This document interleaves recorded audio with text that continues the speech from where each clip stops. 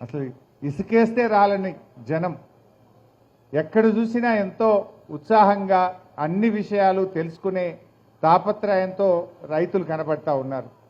ఇంకా సంతోషం ఏంటంటే 70-80% యువ రైతులే కనబడతా ఉన్నారు నాకు, young farmers. I'm so happy.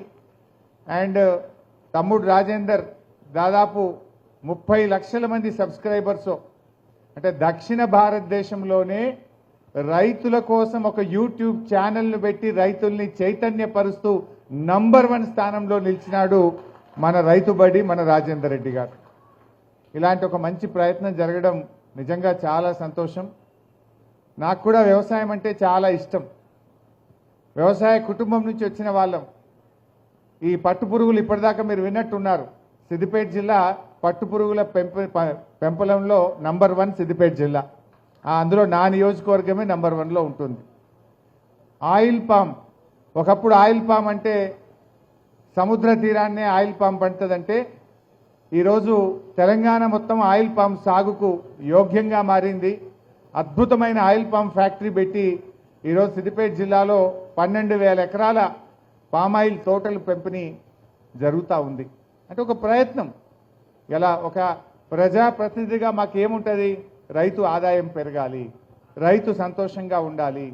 ఆరుగాలం కష్టపడి ఎండనక వాననక ఎంతో కష్టపడ్డ రైతుకు ఒక భద్రత కావాలి, ఒక భరోసా కావాలి అనేదే మా తాపత్రయం.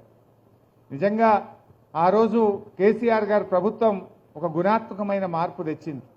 ఒకనాడు తెలంగాణ కరువు కాటకాలకు నిలయంగా ఉండేది.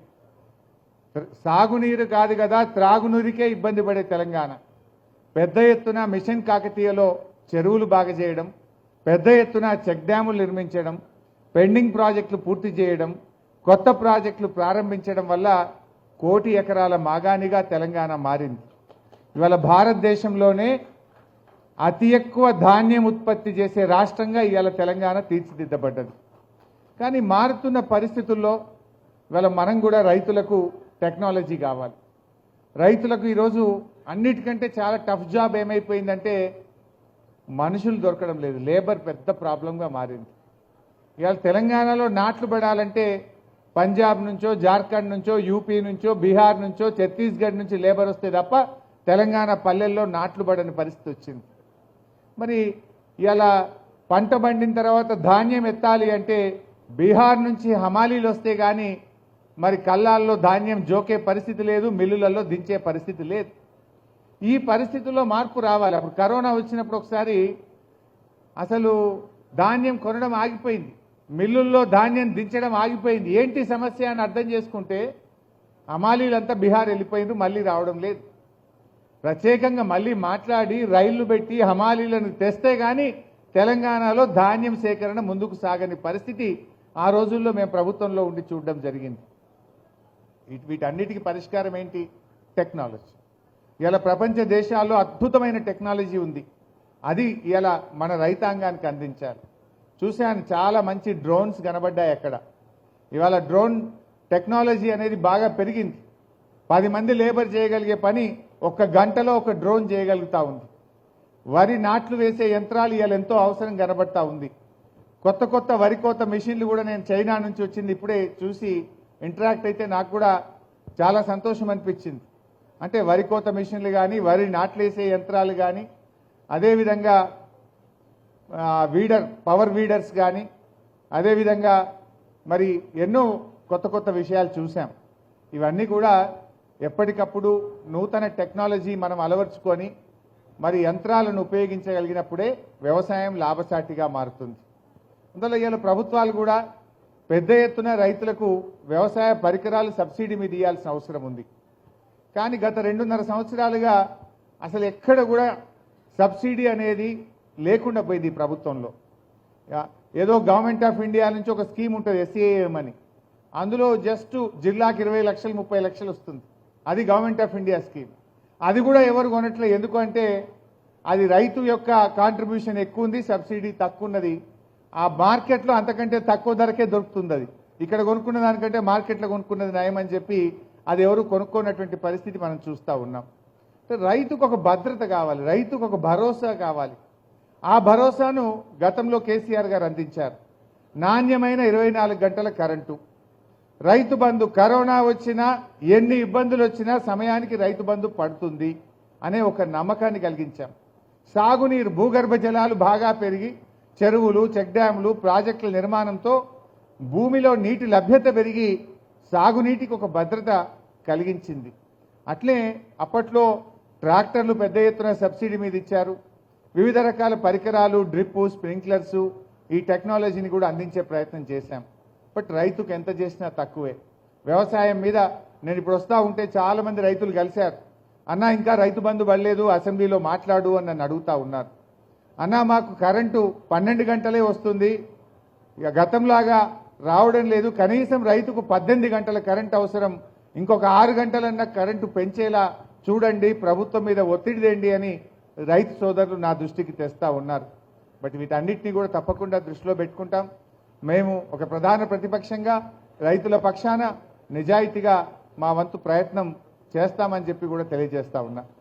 కానీ ఈరోజు నాకు ఒకటి బాధ కలిగేటువంటి అంశం, ముఖ్యంగా రైతులకు భవిష్యత్తు ఆలోచిస్తేనే ఒక్కొక్కసారి భయం కలుగుతూ ఉంది. ఈ మధ్య భారత ప్రభుత్వం అమెరికాతో ఒక ఒప్పందం చేశారు. బహుశా రైతుల దృష్టిలో ఉందో లేదో నాకు తెలియదు. అమెరికాతో భారత ప్రభుత్వం చేసిన ఒప్పందం ఏంటంటే మొక్కజొన్న, జొన్న, సోయాబీన్, కాటన్ జీరో ట్యాక్స్, ఎలాంటి ట్యాక్స్ లేకుండా అమెరికా నేరుగా భారతదేశంలోకి తన ఉత్పత్తిని పంపడానికి భారత ప్రభుత్వం ఫెసిలిటేట్ చేసింది. రేపు ఏం కావాలి? మన తెలంగాణలో 8 లక్షల ఎకరాల్లో మక్క పండుతుంది, 2.5 లక్షల ఎకరాల్లో జొన్న పండుతుంది. ఆదిలాబాద్, నిజామాబాద్, కొంత పార్ట్ ఆఫ్ కరీంనగర్ సోయాబీన్ పెద్ద ఎత్తున మన దగ్గర పండుతుంది. మరి ఈరోజు అమెరికాలో అన్నీ ఉచితమే రైతులకు. అక్కడ పెద్ద ఎత్తున అమెరికాలో సబ్సిడీలు ఇస్తారు, అక్కడ దిగుబడి ఎక్కువ. మరి ఇబ్బడి ముబ్బడిగా అమెరికా నుంచి మక్క, సోయాబీను, పత్తి వచ్చి భారతదేశంలో పడితే మా రైతుల పరిస్థితి ఏమైతుంది అనేటువంటి ఆందోళన కలుగుతూ ఉంది. ఇప్పుడు ఈ యాసంగిలో నేను మొన్న చూస్తూ ఉంటే, నేను వరంగల్ జిల్లా మహబూబాదు, డోర్నకల్లు, నేను పరకాల ఆ ప్రాంతాలు పోయి రాత్రి వచ్చాను. ఎక్కడ చూసినా మక్క బాగా పెరిగింది. ఏంటి ఇంత పెరిగింది మొక్కజొన్న అంటే, సార్ ఈ దిగుబడి బాగా వస్తుంది, 35-40 క్వింటాలు వస్తుందని చాలా మంది రైతులు ఈసారి మక్క పెట్టారు. అండ్ పత్తి దెబ్బతిన్నది, ఈసారి పత్తి మొత్తం కూడా నల్లబడిపోతే పత్తి తీసేసి మక్క పెట్టారు అని చెప్పి నాకు రైతులు చెప్తా ఉండే, మా నాయకులు చెప్తా ఉండే. అంటే మరి ఈరోజు అమెరికా నుంచి భారతదేశంలో పంట పండించిన దానికంటే తక్కువ ధరకే అమెరికా నుంచి రేపు మక్కలు వచ్చి పడితే మన రైతు పరిస్థితి ఏంటి? ఎందుకు ఈ అగ్రిమెంట్ చేయాల్సి వచ్చింది? మరి ఈ అగ్రిమెంట్ వాల్యూ ఎంత అంటే $500 బిలియన్. అమెరికాతో చేసిన ఒప్పందం విలువ $500 బిలియన్. అంటే మన రూపాయల్లో లెక్క పెడితే 45 లక్షల కోట్ల రూపాయల అగ్రిమెంటు ఇవాళ భారత ప్రభుత్వం అమెరికాతో చేసింది. 45 లక్షల కోట్ల రూపాయల మొక్కజొన్న, జొన్న, సోయాబీన్ మరి తదితర పంటలు అమెరికా మన దేశం మీద పంపితే ఈ దేశ రైతుల పరిస్థితి ఏమవుతుందో ఒక్కసారి ఆలోచించాలి. అంటే మనం చేసే అగ్రిమెంట్లు మన రైతులకు భరోసానియాలి, భద్రతనియాలి, రైతుకు మద్దతు ధర పెరగాలి. కానీ ఇబ్బడి ముబ్బడిగా విదేశాల నుంచి వచ్చి ఇక్కడ పడితే ఈ రైతుల పరిస్థితి ఏమవుతుందో ఒక్కసారి ఆలోచించాలని చెప్పి రైతుల పక్షాన నేను భారత ప్రభుత్వానికి కూడా విజ్ఞప్తి చేస్తా ఉన్నా. ఎందుకంటే మరి మన ప్రాంతం చాలా రేపు రైతులు ఇప్పుడిప్పుడే కొంత బాగుపడుతున్నటువంటి పరిస్థితి. ఆయిల్ పామ్ తోటలు పెంచాలని ఒకవైపు మనం ప్రోత్సహిస్తూ ఉన్నాం. ఈ మధ్య ఏం జరిగిందంటే విదేశాల నుంచి వచ్చే crude oil, palm crude oil అప్పుడు 27% ట్యాక్స్ ఉండేది. వేరే దేశం నుంచి పామ్ క్రూడ్ ఆయిల్ మన దేశంలో దిగుమతి చేస్తే 27% ట్యాక్స్ ఉండేది. అప్పుడు మన రైతుకు పామ్ ఆయిల్ ఒక టన్నుకు దాదాపు 24-25 వేలు పడ్డది. కానీ ఇప్పుడు ఏమైంది? నాకైతే ఎందుకు తగ్గించారో తెలియదు, కానీ 27% ఉన్న పామ్ క్రూడ్ ఆయిల్ ధరను, ట్యాక్స్ను 16% తగ్గించారు. దానివల్ల ఏమైంది? నిన్నటిదాకా 24-25 వేలు పామ్ ఆయిల్ రైతుకు వస్తే ఇవాళ 21 వేలకు పడిపోయింది. అంటే విదేశాల నుంచి వచ్చే పామ్ క్రూడ్ ఆయిల్కు ఎందుకోసం ట్యాక్స్ తగ్గిస్తున్నారు? మీరు ట్యాక్స్ తగ్గించడం వల్ల మన భారతదేశ రైతుకు ఏ రకంగా మేలు జరుగుతుంది, ఎందుకోసం ఈ ట్యాక్స్ తగ్గిస్తున్నారనేది ఇలా మనం ఆలోచించాలి. ఇలా ఇటు పామ్ క్రూడ్ ఆయిల్ ధర ట్యాక్స్ తగ్గించి ఇటు భారతదేశ రైతులకు తెలంగాణ రైతులకు అన్యాయం చేస్తున్నారు. మొక్కజొన్న, సోయాబీను, జొన్న, పత్తి లాంటి పంటలు ట్యాక్స్ లేకుండా అమెరికా నుంచి మన దేశానికి దిగుమతి చేయడం ద్వారా కూడా మన రైతుల పరిస్థితి రేపు ఆందోళన కలుగుతుంది, ఇబ్బందుల్లో పడేటువంటి ప్రమాదం ఉంది. వీటన్నిటిని కూడా రివ్యూ చేయాల్సిన అవసరం ఉంది. ముఖ్యంగా తమ్ముడు రాజేందర్ చాలా బాగా ఈ షో నిర్వహించారు. ఈ రాష్ట్ర ప్రభుత్వం కూడా ఇలాంటి కార్యక్రమాలు ప్రభుత్వం చేయాలి. ఇలా ఒక వ్యక్తిగా ప్రభుత్వం చేయలేని పనిని ఒక వ్యక్తిగా తమ్ముడు రాజేందర్ రెడ్డి చేసినందుకు మరోసారి అభినందిస్తూ, మరి రైతులుగా మీరు కూడా ఇలాంటి మంచి షోస్ ద్వారా ఉత్సాహాన్ని పొందండి. ఇందాక నా పక్కన సంతోష్ అని మహారాష్ట్ర రైతు, ఐ వాజ్ ఆస్కింగ్ హిమ్, ఆయన ఏం పంట పండిస్తావంటే చెరుకు, టమాటా అని, అదేవిధంగా క్యాప్సికమ్ అని చెప్పాడు. మీరు ఎన్ని టన్నుల చెరుకు వస్తుంది ఒక ఎకరానికి అని అడిగాను. 70 నుంచి 80 టన్నుల చెరుకు పండిస్తాను అని సంతోష్ చెప్తున్నాడు. నేను మా జహీరాబాద్లో కానీ నారాయణ ఖేడ్, సంగారెడ్డి అటు తిరుగుతున్నప్పుడు మా చెరుకు రైతుల్ని అడిగేవాడిని, ఎన్ని టన్నులు వస్తుంది బాబు అంటే 40 టన్నులు వస్తుందన్నా, మంచి రైతు అయితే 50 టన్నులు వస్తుంది అన్నారు. మరి పక్కనే మహారాష్ట్రలో ఆయన 80 టన్నులు తీయగలుగుతున్నాడు. అదే నీళ్లు, అదే పెట్టుబడి, అదే కష్టం. 30 టన్నులు అధికంగా వస్తే అది మొత్తం లాభమే కదా. మరి అలాంటి పరిస్థితి మనం ఎలా చేయాలి? అలాంటి రైతుల నుంచి మనం కూడా మాటలు వినడం ద్వారా, నేర్చుకోవడం ద్వారా మన రైతు కూడా అధిక దిగుబడిని సాధించగలిగితే ఇలాంటి షోస్ మనకు ఉపయోగపడతాయి. అంటే టెక్నాలజీని, ఆలోచనలు, కొత్త ఆలోచనలు రేకెత్తించడంలో ఎలా అవుట్కమ్ తేవచ్చు, ఎలా అవుట్పుట్ పెంచవచ్చు, ఎలా ప్రొడక్షన్ పెంచవచ్చు, ఎలా మనం ఖర్చులు తగ్గించుకోవడం. ఇలా లేబర్ విషయంలో కానీ, ఇలా యూరియా దొరకలేదు. యూరియా దొరకక నేను చూస్తున్న ఈ మధ్యలో గ్రామాల్లో పోతే అంతా డ్రోన్సే కనబడుతున్నాయి. ఏందబ్బా ఇవాళ కొత్తగా డ్రోన్స్ వచ్చినాయంటే, అన్న ఈ యూరియా దొరకలేదు కనుక లిక్విడ్ యూరియాని తెచ్చి డ్రోన్ ద్వారా రైతులు చల్లే ప్రయత్నం చేస్తున్నారు. కాకపోతే ఎలా ఉన్నాయి రిజల్ట్స్ అంటే, ఆ యూరియా చల్లినంత అయితే అనిపిస్తలేదన్న, ఇక దొరకలేదు కనుక ఇట్లా కొడుతున్నాము అంటున్నారు.